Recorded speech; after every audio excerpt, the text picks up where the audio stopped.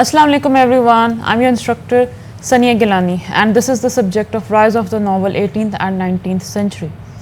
Today is our lecture number 18 and we are going to continue on the discussion of female representation in hard times by Charles Dickens.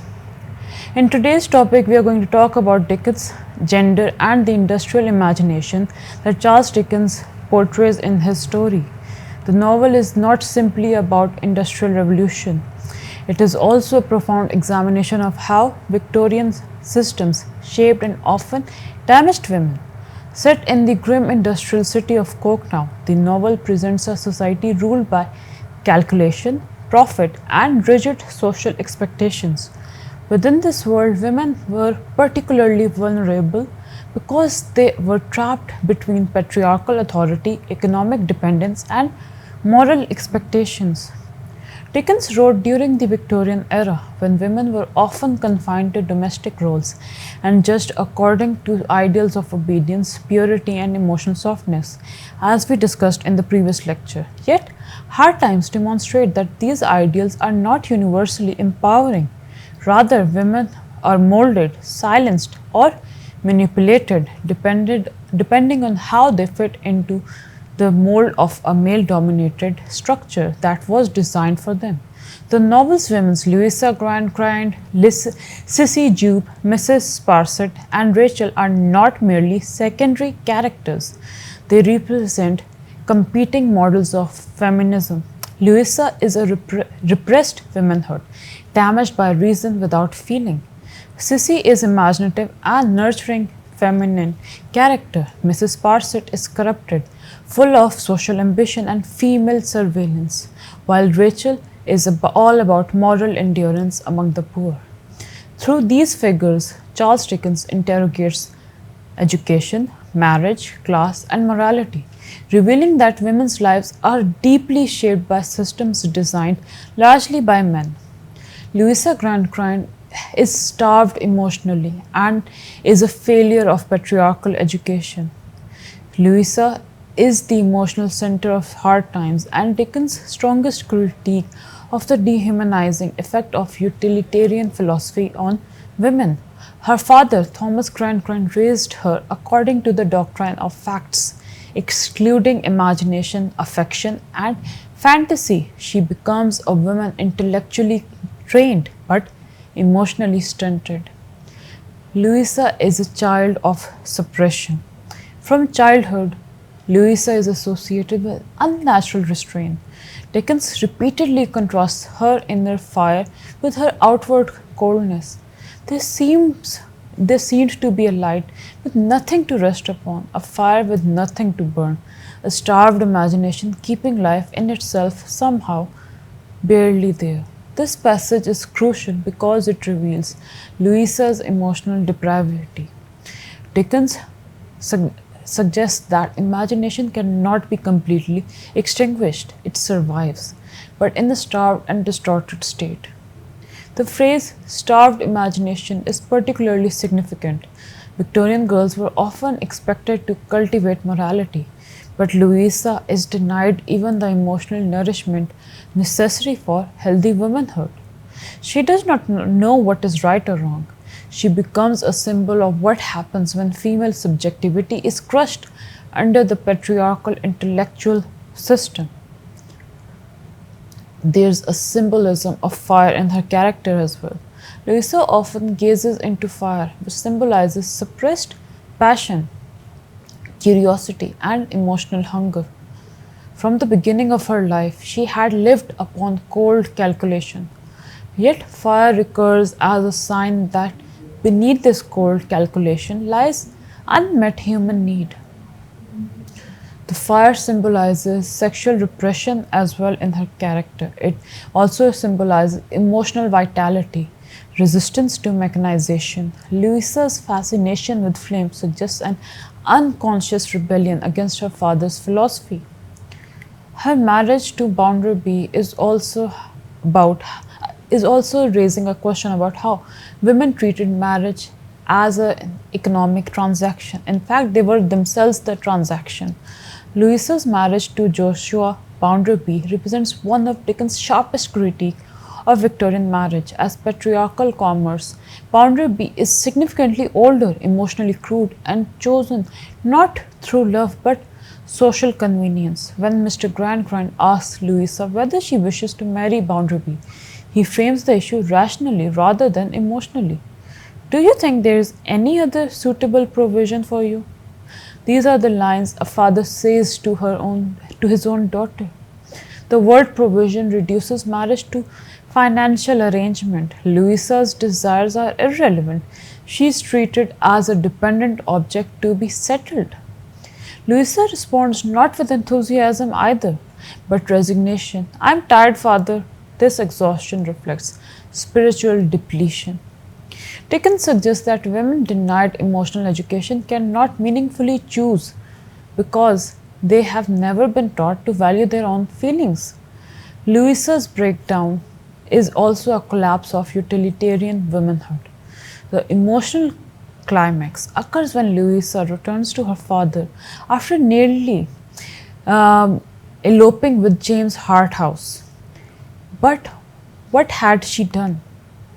She asked her father, "What have you done, oh father? What have you done with the garden that should have bloomed once in this great wilderness here? What have you done?"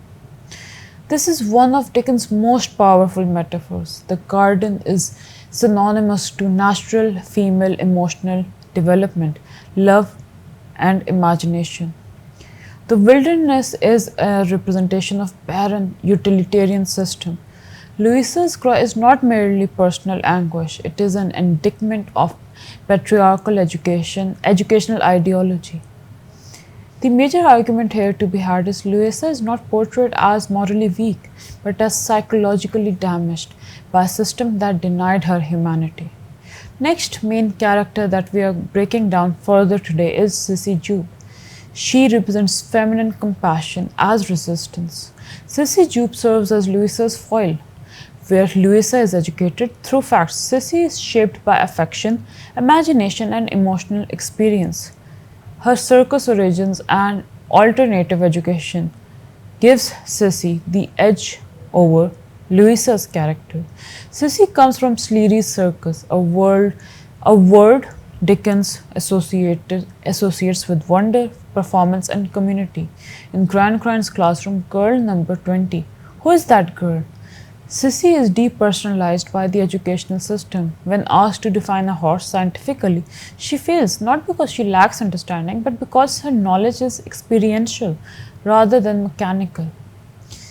Dickens critiques educational system that privilege abstractions over humanity. Sissy's failure is actually evidence of a richer emotional intelligence. Sissy is a moral redeemer. Sissy becomes caretaker, sister, and emotional guide. She had gently and with a child's heart turned all the hard facts softer. Sissy's femininity is restorative. Dickens suggests imagination and compassion are not intellectual weaknesses but social necessities. There are also certain limitations to Sissy's representation as well. Though empowering in some ways, Sissy also reflects Victorian domestic ideology. She embodies nurture, imagination, self sacrifice,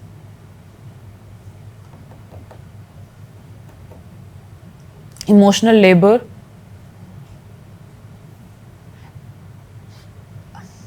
as well as a lack of choice.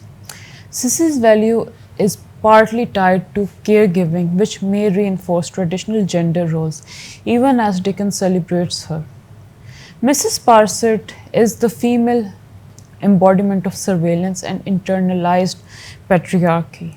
Mrs. Sparsit is one of Dickens' most fascinating female antagonists.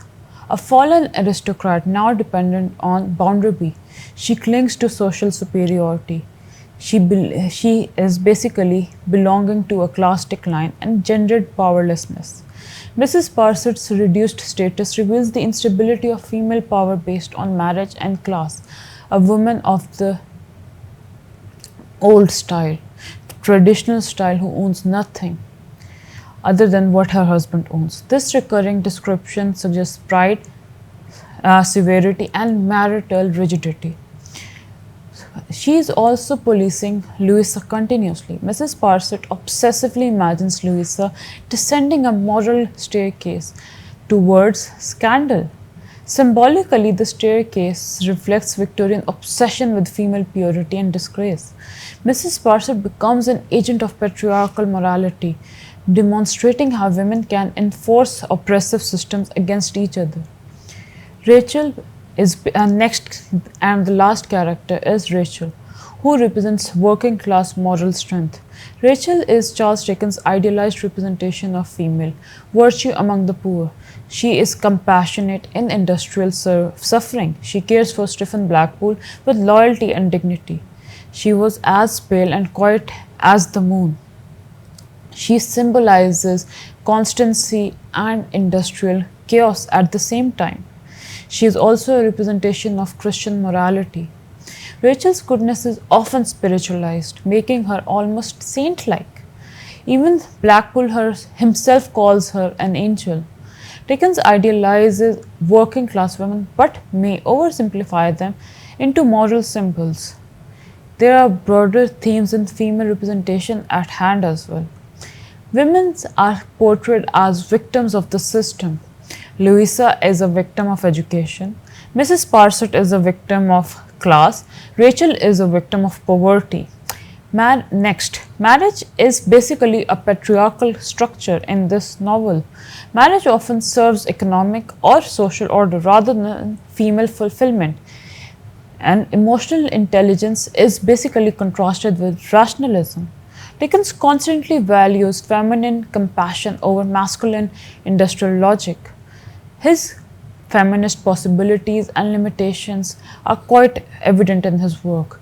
He has progressive elements that critiques women's emotional repression. He also exposes exploitative marriages, challenges patriarchal education, conservative elements, idealizes domestic femininity, rewards nurturing women over rebellious women, offers limited female independence. In conclusion, Dickens' women and the moral crisis of modernity are prevalent in the story. In Hard Times, female characters are central to Dickens' critique of industrial and patriarchal modernity. Louisa's suffering reveals the dangers of emotional suppression. Sissy offers hope through compassion. Mrs. Parsett exposes social cruelty, and Rachel demonstrates resilience. Ultimately, Dickens argues that any society that denies imagination, feelings, and emotional truth, particularly to women, creates not a progressive society but a spiritual ruin that destroys the entire society. Final concluding statement is, though it's through his portrayal, Hard Times reveals that the greatest cost of a fact-driven, profit-centered society is not merely economic injustice, but the destruction of emotional and human possibility itself. Dickens shows that when women are denied feelings, choices, and selfhood, they struggle mentally as well as physically, and also emotionally are left behind. So that is all on the topic of female representation and feminine representation in Hard Times by Charles Dickens. I hope you understood something. In the next lecture, we are going to start a different theme. Till then, Allah Hafiz.